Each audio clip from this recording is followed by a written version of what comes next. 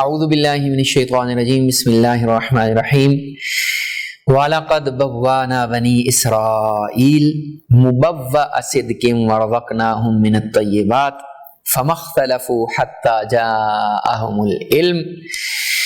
إِنَّ رَبَّكَ يَقْضِي بَيْنَهُمْ يَوْمَ الْقِيَامَةِ فِيمَا كَانُوا فِيهِ يَخْتَلِفُونَ صدق اللہ العظیم۔ حضرات گرامی القدر، آپ دیکھ رہے ہیں پروگرام سفر قرآن اور میں ہوں آپ کا میزبان عثمان طاہر جبار۔ پروگرام میں آگے بڑھنے سے پہلے آج کا سوال آپ کی خدمت میں رکھنا چاہتا ہوں کہ دور اسلام میں حج کا جو رکن ہے وہ کب فرض ہوا، حج مسلمانوں کے اوپر کب فرض ہوا، اور اس کے پیچھے جو میری اسمائل ہے اور جو میری خوشی ہے اس کے پیچھے بھی ایک راز ہے۔ انشاءاللہ اس سال بھی اگر میرے اللہ نے چاہا تو حج کرنے کا اللہ اپنے پاس سے ہی کوئی انتظام فرما رہا ہے۔ اللہ اس انتظام کو میرے حق میں جاری رکھے اور آپ سب کو بھی حج کی توفیق عطا فرمائے۔ میں نے آپ کے سامنے سورہ یونس کی آیت نمبر 93 پڑھنے کا، تلاوت کرنے کا شرف حاصل کیا۔ ہم سورہ یونس کی تکمیل کی طرف بڑھ رہے ہیں۔ یہ 109 آیات بینات کی مکی سورہ ہے اور اس کے بعد انشاءاللہ العزیز ہم سورہ ہود جو ہے 123 آیات بینات کی 1 2 3 آیات بینات ہیں اس کا آغاز کریں گے انشاءاللہ العزیز آج کے پروگرام میں ہی، اور آج کے پروگرام میں ہی ہم ڈسکس کریں گے حضرت یونس علیہ السلام کا جو واقعہ ہے اس کی ڈیٹیل انشاءاللہ آج کے پروگرام میں پہلے وقفے میں آ جائے گی یا دوسرے وقفے میں ہم آ جائیں گے۔ میں نے جو آیت بینہ آپ کے سامنے تلاوت کی ہے، اللہ فرماتا ہے وَلَقَدْ بَوَّأْنَا بَنِي إِسْرَائِيلَ مُبَوَّأَ صِدْقٍ وَلَقَدْ بَوَّأْنَا بَنِي إِسْرَائِيلَ، ہم نے بنی اسرائیل کو ٹھکانہ دیا۔ وَلَقَدْ بَوَّأْنَا بَنِي إِسْرَائِيلَ مُبَوَّأَ صِدْقٍ، پاکیزہ ٹھکانہ دیا ہم نے انہیں، صاف ستھرا پاکیزہ ٹھکانہ زمین کے اندر ہم نے انہیں دیا، بڑا اچھا ٹھکانہ دیا۔ وَرَزَقْنَاهُم مِّنَ الطَّيِّبَاتِ، اور ہم نے ان کو پاکیزہ رزق عطا فرمایا۔ یعنی پچھلی گفتگو میں سلسلہ کلام جو چل رہا تھا وہاں حضرت موسیٰ اور حضرت ہارون کا جو واقعہ ہے اس کو پچھلے پروگرام میں ہم نے ڈسکس کیا تھا۔ اگر آپ نے وہ والا پروگرام نہیں دیکھا تو ہمارے نیو ڈیجیٹل کے پلیٹ فارمز کے اوپر وہ سارے پروگرامز موجود ہیں، آپ جا کے فیس بک پہ بھی دیکھ سکتے ہیں، یوٹیوب کے اوپر بھی یہ سارے پروگرام اپلوڈ ہوتے ہیں، پوری ایک پلے لسٹ ہے وہاں سفر قرآن کے نام سے آپ دیکھ سکتے ہیں۔ تو وہاں حضرت موسیٰ اور حضرت ہارون کا واقعہ جو ہے وہ آ رہا ہے، اور ہم نے پچھلے پروگرام کو اختتام کیا تھا جہاں فرعون کو اللہ نے غرق فرمایا ہے، اور غرق فرمانے کے بعد فرمایا کہ ہم تیری لاش کو محفوظ کر لیں گے تاکہ آنے والے تجھے دیکھ کے اور تیری لاش کو دیکھ کے عبرت پکڑیں۔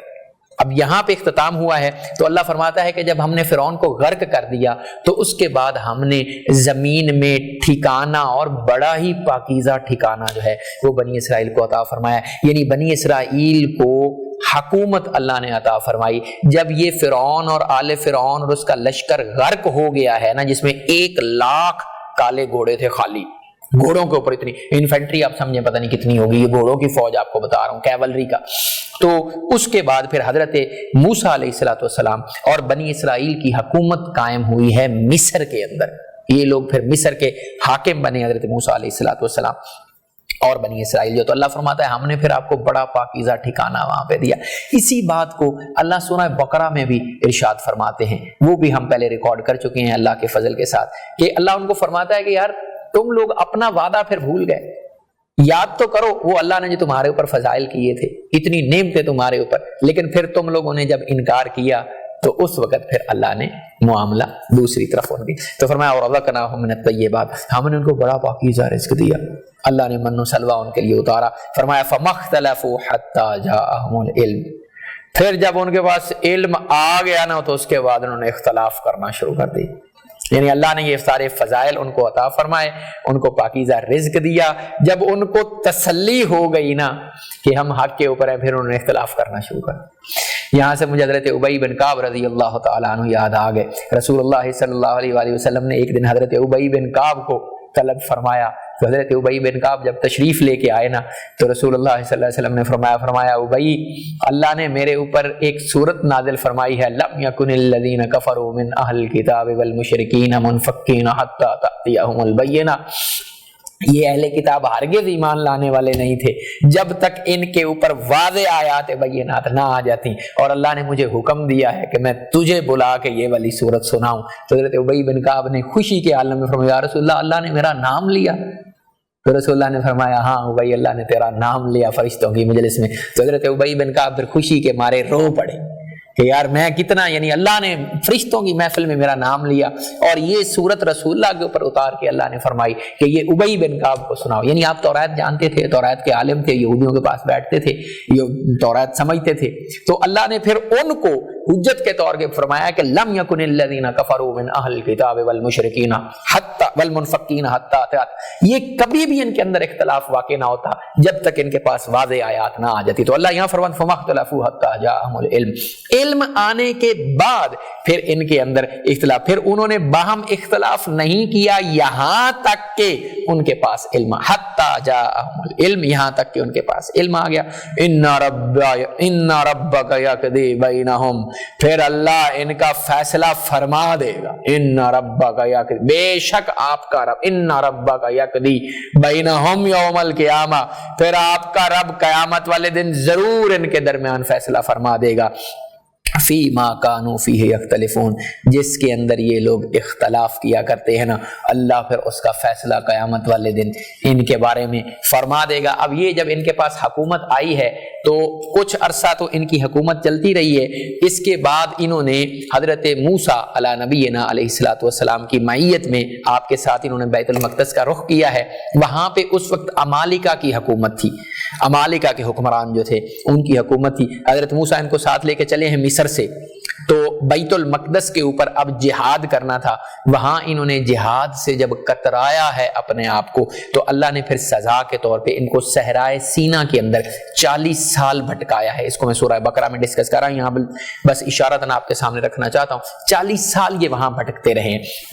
اسی دوران حضرت موسیٰ اور حضرت ہارون دونوں کا وصال ہو گیا ہے علیہم السلام، اور ان کے وصال کے بعد جب ان کو ہوش آئی ہے کہ ہم سے غلطی ہوئی ہے، پھر انہوں نے توبہ کی ہے، اور حضرت یوشع بن نون علیہ السلام جو اللہ کے نبی ہیں ان کی معیت میں پھر دوبارہ یہ اس صحرا سے نکلے ہیں، اور پھر جا کے انہوں نے جہاد کیا ہے اور بیت المقدس کو جا کے فتح کیا ہے، تو دوبارہ اللہ نے پھر ان کا ہاتھ تھاما ہے۔ آگے آیت کریمہ 94 میں اللہ کریم فرماتے ہیں فَإِن كُنْتَ فِي شَكٍّ مِّمَّا أَنزَلْنَا إِلَيْكَ، تو اگر آپ اس شک میں ہیں کہ یہ جو کتاب ہم نے آپ کے اوپر اتاری ہے، آپ کے اوپر نازل کیے، فَاسْأَلِ الَّذِينَ يَقْرَؤُونَ الْكِتَابَ مِن قَبْلِكَ، تو آپ ان لوگوں سے پوچھ لیں جو اس سے پہلے کتاب کی تلاوت کیا کرتے ہیں، یعنی اہل کتاب جو ہیں، جس کسی کو شک ہے کہ یہ قرآن خدا کی طرف سے ہے، اللہ تعالیٰ کی طرف سے ہے یا نہیں، وہ ان سے پوچھ لے۔ لَقَدْ جَاءَكَ الْحَقُّ مِن رَبِّكَ، آپ کے رب کی طرف سے آپ کی طرف حق آ چکا ہے، فَلَا تَكُونَنَّ مِنَ الْمُمْتَرِينَ، تو آپ لوگ شک کرنے والوں میں سے نہ ہوں، یہ آپ کے رب کی طرف سے نازل کردہ کلام ہے۔ وَلَا تَكُونَنَّ مِنَ الَّذِينَ كَذَّبُوا بِآيَاتِ اللَّهِ، اور ان لوگوں میں سے نہ ہو جائیں جنہوں نے اللہ کی آیتوں کو جھٹلایا ہے، فَتَكُونَ مِنَ الْخَاسِرِينَ، ورنہ آپ لوگ خسارہ پانے والوں میں سے ہو جائیں گے۔ إِنَّ الَّذِينَ حَقَّتْ عَلَيْهِمْ كَلِمَاتُ رَبِّكَ لَا يُؤْمِنُونَ، بے شک جن لوگوں کے اوپر اللہ کا کلمہ حق ہو کر ثابت ہو چکا ہے نا، وہ پھر بھی ایمان لانے والے۔ ان الذین حقت علیہم کلمات ربک لا یؤمنون، بے شک جن لوگوں کے بارے میں آپ کے رب کا حکم حق ہو چکا ہے، صادر ہو چکا ہے کہ اب یہ ایمان لانے والے نہیں ہیں، لا یؤمنون، تو وہ کبھی ایمان نہیں لائیں گے۔ ولو جاءتہم کل آیۃ حتی یروا العذاب العلیم، خواہ ان کے پاس ہماری ساری نشانیاں بھی آ جائیں نا، یہاں تک کہ وہ عذاب علیم کو دیکھ لیں، ایمان لانے والے نہیں ہیں۔ بلو جاءتہم کل آیہ، ہماری طرف سے ہر نشانی بھی ان کو مل جائے نا،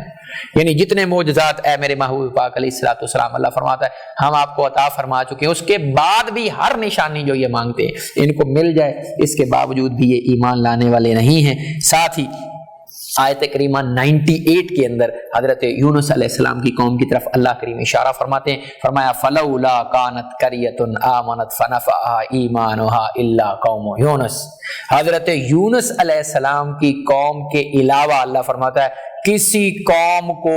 اس کا ایمان لانا نفع نہیں دیا، ایمان لانے نے، جیسے حضرت یونس علیہ السلام کی قوم کو ایمان لانے نفع دیا جب عذاب ان کے اوپر آ واقع ہوا تھا۔ ایک وقفہ ہوا چاہتا ہے، دیکھتے رہیے سفر قرآن۔ ویلکم بیک ناظرین، بسم اللہ الرحمن الرحیم۔ الف لام را کتاب احکمت آیاتہ ثم فصلت من لدن حکیم خبیر، صدق اللہ العظیم۔ الحمدللہ رب العالمین۔ وقفے سے پہلے ہم نے 109 آیات بینات سورہ یونس کی تکمیل کرنے کا شرف حاصل کیا تھا، اور ابھی ہم سورہ ہود جو ہے اس کا آغاز کر رہے ہیں۔ یہ 1 2 3 آیات بینات کی سورہ مبارکہ ہے، 123 آیات کی۔ دیکھیں کیسا اللہ نے سیکوینس بنایا ہے، اور یہ بھی مکی ہے۔ مکیات کا کیونکہ ایک سلسلہ چل رہا ہے، اور مکیات میں نے آپ کے سامنے رکھا تھا کہ توحید کے اوپر بات ہوتی ہے، شرک کی نفی ہوتی ہے۔ مشرکین مکہ جو ہیں ان کو ڈرایا جاتا ہے کہ اگر آپ لوگ ایمان نہیں لے کے آئیں گے تو ان کو پہلے انبیاء کے واقعات سنائے جاتے ہیں، ان کو بتایا جاتا ہے کہ جو پہلے انبیاء کی امتوں کے ساتھ ہوا، ایمان نہ لانے کی وجہ سے تمہارے ساتھ بھی یہی معاملہ ہوگا۔ تو سورہ ہود کے بارے میں امام ابو عیسیٰ ترمذی علیہ رحمہ ایک حدیث پاک لے کے آئے ہیں۔ وہ فرماتے ہیں کہ حضرت عبداللہ ابن عباس رضی اللہ تعالیٰ عنہ سے روایت ہے کہ سیدنا صدیق اکبر رضی اللہ تعالیٰ عنہ نے رسول اللہ صلی اللہ علیہ وسلم سے عرض کی کہ یا رسول اللہ صلی اللہ علیہ وآلہ وسلم، آپ تو ضعیف لگنے لگ گئے ہیں، آپ کی عمر مبارک اتنی نہیں ہے، اور آپ بوڑھے لگنے لگ پڑے ہیں۔ تو رسول اللہ صلی اللہ علیہ وآلہ وسلم نے فرمایا شیبتنی ہود والواقعات والمرسلات واما یتساءلون واذا الشمس کورت۔ پاک پیغمبر علیہ السلام نے فرمایا کہ سورہ ہود نے، سورہ واقعہ نے، سورہ مرسلات نے، سورہ نبا نے اور سورہ تکویر نے مجھے بوڑھا کر دیا۔ یعنی اس کے اندر اس طرح کے واقعات آئے ہیں، اتنا ڈرایا گیا ہے پہلے انبیاء کا تذکرہ کر کے، اللہ نے اتنا ڈرایا ہے۔ رسول اللہ صلی اللہ علیہ وسلم نے فرمایا کہ ان آیات بینات کو، ان صورتوں کو میں پڑھ پڑھ کے اے ابو بکر صدیق رضی اللہ تعالیٰ عنہ بوڑھا ہو گیا ہوں۔ اور ایک دوسری جو روایت ہے اس میں الفاظ ہیں شیبتنی ہود و اخواتھا، کہ سورہ ہود اور اس کے ساتھ جو دوسری اس طرح کی صورتیں نازل ہوئی ہیں ان کی وجہ سے ان صورتوں نے مجھے بوڑھا کر دیا ہے۔ تو یہ آیات بینات جو میں نے آپ کے سامنے جو پہلی آیت کریمہ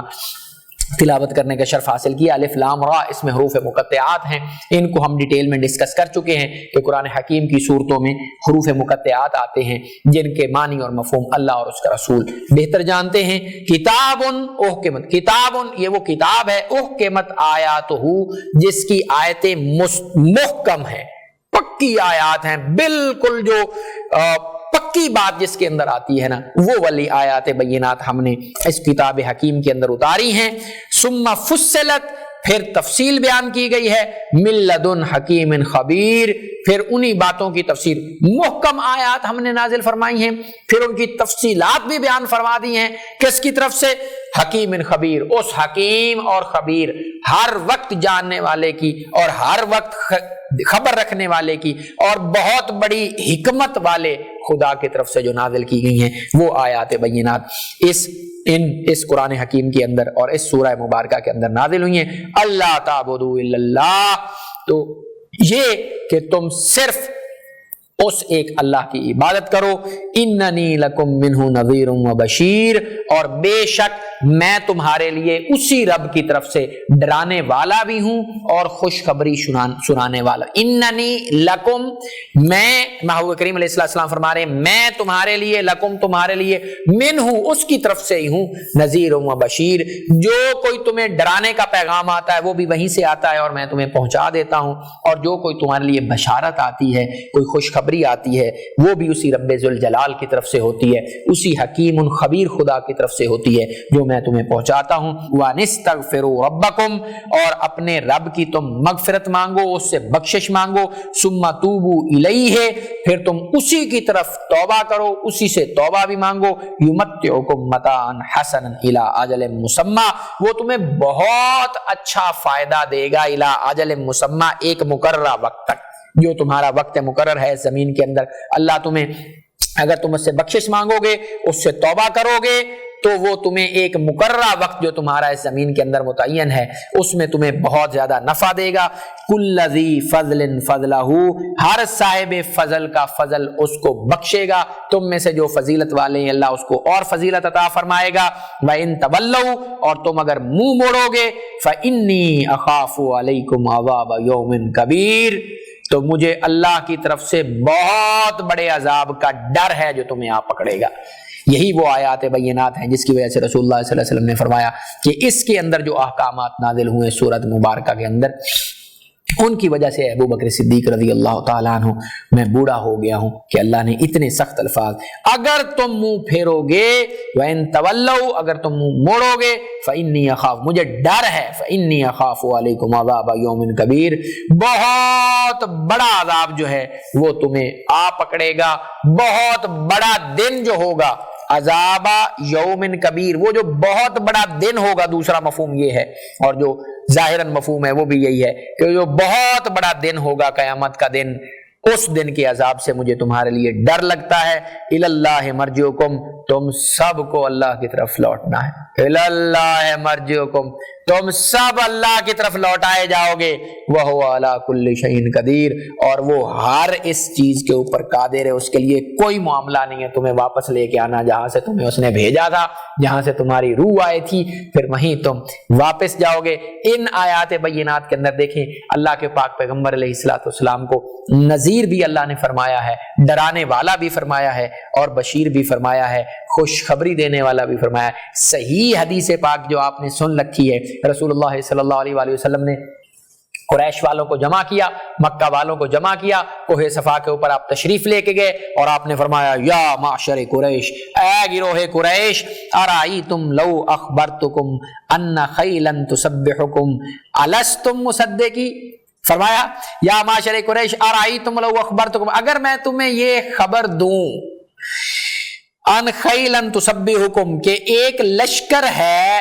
جو تیار بیٹھا ہے اور وہ صبح کے وقت یا شام کے وقت تمہارے اوپر حملہ آور ہونے والا ہے، پہاڑ کے دوسری صفا کے اوپر آپ تشریف فرما دے، پہاڑ کی دوسری طرف، الستم مصدقی، تو کیا تم میری بات کی تصدیق کرو گے؟ فقالو، تو انہوں نے کہا ما جربنا علیک کذبا، ہم نے آپ کو کبھی بھی جھوٹ بولتے ہوئے نہیں دیکھا، ہمیں کبھی ثابت ہی نہیں ہے کہ آپ نے کبھی ہمارے ساتھ کسی بات میں کذب کیا ہو. قال، تو پاک پیغمبر علیہ السلام نے فرمایا فإنی نذیر لکم، تو میں تمہیں ڈرانے والا ہوں، اللہ نے مجھے تمہارے لیے ڈرانے والا بنا کے بھیجا تاکہ میں تمہیں ڈرا دوں جو آگے آنے والا عذاب ہے تمہارے لیے قیامت والے دن. فإنی نذیر لکم بین یدی عذاب شدید، تو اللہ نے مجھے تمہارے لیے ڈرانے والا بھیجا ہے. یہ ایک مثال تھی تاکہ میں تمہیں ڈرا دوں کہ اللہ کی طرف سے جو پیش آمدہ شدید عذاب ہے اس سے تم ڈر جاؤ اور ایمان لے کے آؤ. رسول اللہ صلی اللہ علیہ وآلہ وسلم کو اللہ نے نذیر اور بشیر بنا کے بھیجا ہے. خوشخبریاں بھی سرکار صلی اللہ علیہ وآلہ وسلم نے امت کو عطا فرمائیں، لوگوں کو عطا فرمائیں، اور ساتھ ہی جو لوگ ایمان نہیں لے کے آئے ان کو ڈرایا بھی صحیح. اللہ فرماتے ہیں الا انہم، آیت نمبر 5، الا انہم یسنون صدورہم لیستخفوا منہ، آگاہ رہو کہ بے شک وہ اپنے سینے دوہرے کرتے ہیں. الا انہم یسنون صدورہم، وہ اپنے سینے دوہرے کرتے ہیں، لیستخفوا منہ، تاکہ وہ اس کو مخفی رکھ سکے. الا حین یستغشون ثیابہم، آگاہ رہو کہ جب وہ اپنے کپڑے اوڑھتے ہیں، ثیاب کپڑے، جب وہ اپنے کپڑے پہنتے ہیں، یعلم ما یسرون وما یعلنون، تب بھی وہ اللہ ان کو جانتا ہے جو وہ چھپاتے ہیں اور جس کو وہ ظاہر کرتے ہیں. انہ علیم بذات الصدور، بے شک وہ جو سینوں کے بھی راز ہیں نا ان کو بھی جاننے والا ہے میرا رب. یہ کون لوگ تھے جو اپنے سینوں کو دوہرا کرتے تھے اور کپڑے پہنتے ہوئے اپنے بدن کو چھپاتے تھے؟ ان کی کیا حقیقت ہے انشاءاللہ العزیز اگر زندگی رہی تو اگلے پروگرام میں آپ کی خدمت میں میں رکھوں گا. آج کے پروگرام کی یہاں پہ تکمیل ہوئی. سورہ یونس کے ساتھ ہم نے سورہ ہود کا آغاز کیا اور انشاءاللہ العزیز اگر زندگی رہی تو سورہ ہود کی تلاوت کریں گے. اگلے پروگرام کے اندر آج کا جو پہلا سوال میں نے آپ کی خدمت میں رکھا تھا وہ اس کا جواب آپ کی بارگاہ میں دوبارہ رکھنا چاہتا ہوں کہ حج جو ہے وہ مسلمانوں کے اوپر 9 ہجری میں فرض ہوا. حج جو اتفاق ہے اس بات کا وہ یہ ہے کہ 9 ہجری میں مسلمانوں کے اوپر فرض ہوا اور 9 ذی الحجہ جو ہے اس کو یوم عرفہ کہا جاتا ہے. 9 ذی الحجہ کو تمام مسلمان عرفات میں اکٹھے ہوتے ہیں، اپنے رب کے سامنے وہی گریہ ازاری کرتے ہیں جس کا ذکر میں نے آپ کے سامنے حضرت یونس علیہ السلام کی قوم کا کیا۔ انشاءاللہ العزیز حج کی کچھ چیزیں فائنل ہو رہی ہیں، کچھ معاملات اس طرف چل پڑے ہیں پروگرام کے شروع میں جیسے آپ کے سامنے رکھا تھا۔ دوبارہ سے آپ سے یہ درخواست ہے کہ دعا کیجیے گا اللہ اس سال دوبارہ مجھے حج کی سعادت نصیب فرمائے۔ اپنے میزبان عثمان طاہر جپا کو اگلے پروگرام تک کے لیے اجازت دیجیے۔ فی امان اللہ۔